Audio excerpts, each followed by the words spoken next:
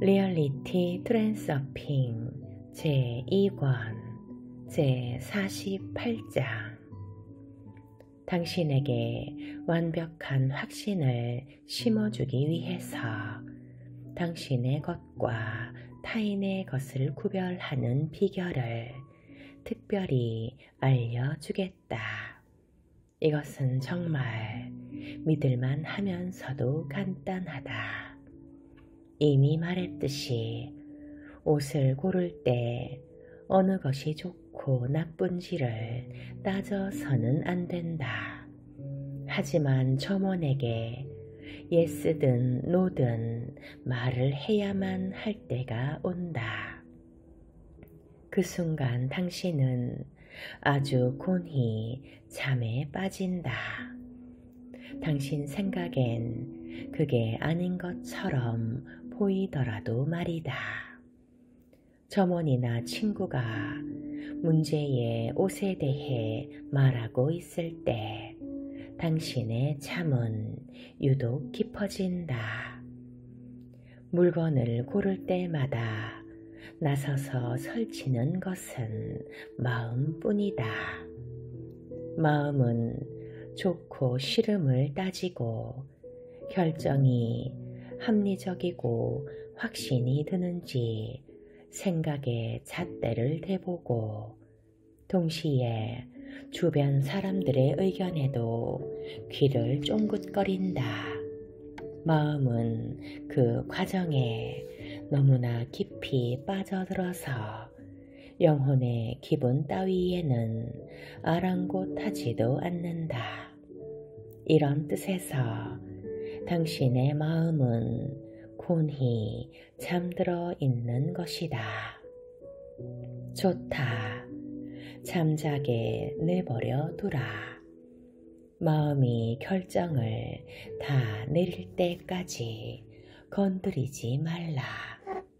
하지만 결정이 내려지는 순간 아무에게도 귀를 주지 말고 깨어나서 다음을 점검하라.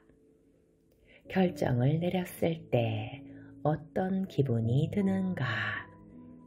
영혼의 기분 상태는 마음이 내린 결정에 대한 영혼의 태도를 말해줄 것이다. 당신도 이미 알고 있듯이 영혼의 기분이 편안하다는 사실 자체는 확실한 답을 제시해 주지 못한다.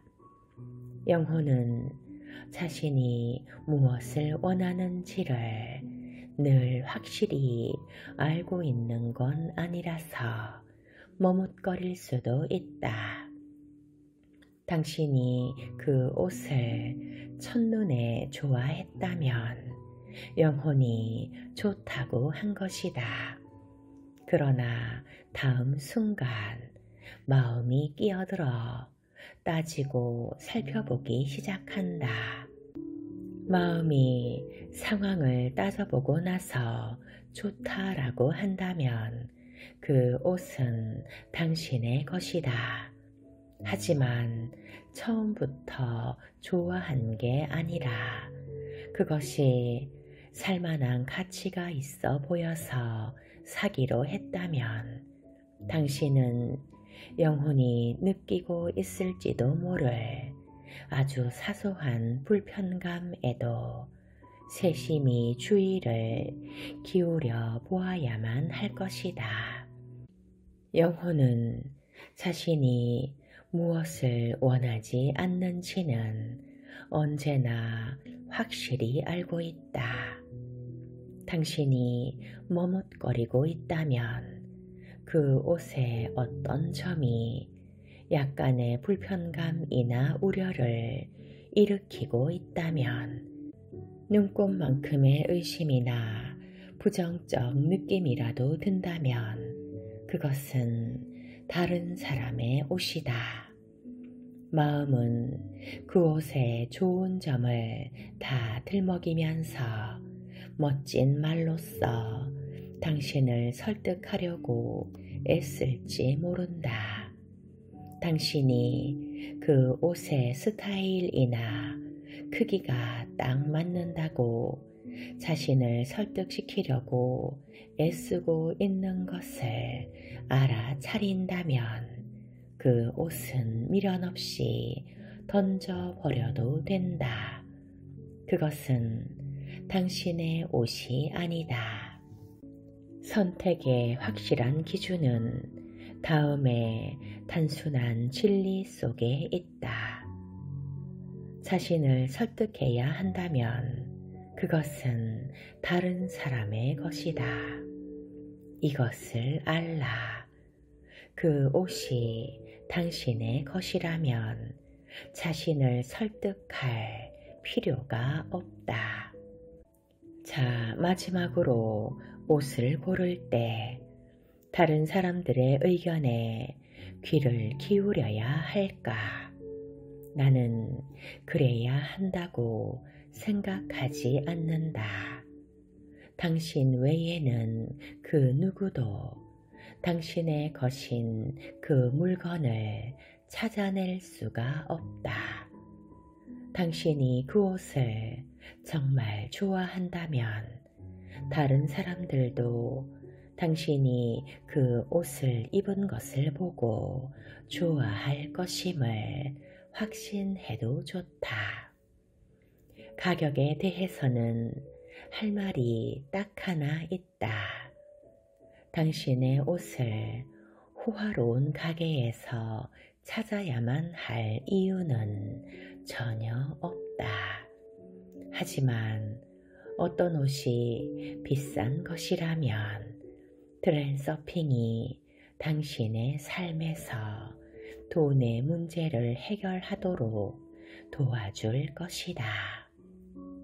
당신이 더 많은 돈을 갖는 목표가 아니라 자신만의 진정한 목표를 정하고 그것을 향해 간다면 돈은 저절로 들어올 것이고 쓰고 남을 만큼 갖게 될 것이다.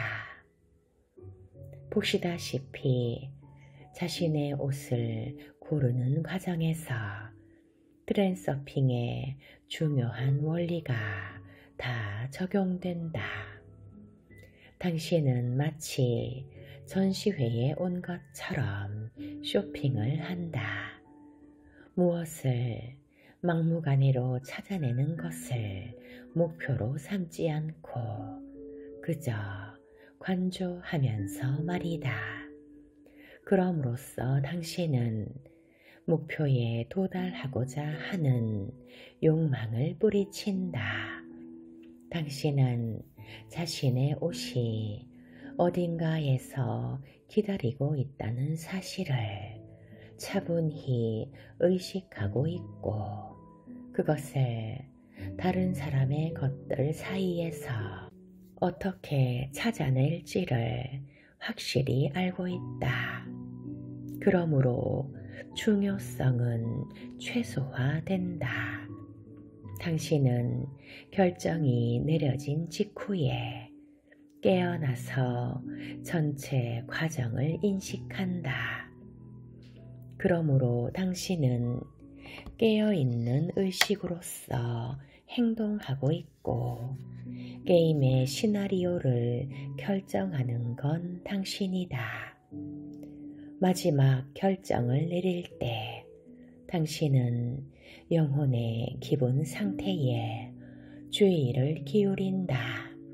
그리고 당신은 틀리지 않을 것이다. 왜냐하면 이 불확실성의 세계 속에도 믿을 수 있는 든든한 탑이 하나 우뚝 서 있기 때문이다. 그것은 영혼과 마음의 일치라는 탑이다. 그리고 마지막으로 철저한 계획으로 자신을 상황 속에다 꽁꽁 묶어놓고 누가 뭐라 하든 자기 방식만을 고집하는 대신 가능태 흐름에 몸을 맡기고 있으면 일은 훨씬 더 수월해질 것이다. 자신을 스스로 허락하기만 한다면 사실상 삶은 하나의 가벼운 소풍이다. 당신의 것인 그것을 가지라. 주장을 내세울 필요도 없이 편안하게 말이다. 자, 이게 전부다. 이제 당신은 단순하고도 강력한 비법을 알았다. 이제 당신은 편안한 마음으로 쇼핑을 나갈 수 있다. 오늘 아무것도 사지 못했다고 할지라도 당신은 이미 남의 물건을 사들이는 불상사로부터 자신을 구해낸 것이다. 당신의 물건이 어딘가에서 기다리고 있다는 것을 알므로 당신은 평온하고 확신에 차 있다. 그리고 당신은 그것을 틀림없이 찾아낼 것이다. 중요한 것은 예스나 노를 말하기 전에 깨어나서 자신의 느낌을 살펴보고 알아차리기를 잊지 않는 것이다. 다른 사람, 예컨대 아이들을 위해서 옷을 살 때는 이 방법은 먹히지 않는다. 사실 먹히기는 해도 자신의 옷을 살 때만큼 높은 정확도로는 아니다.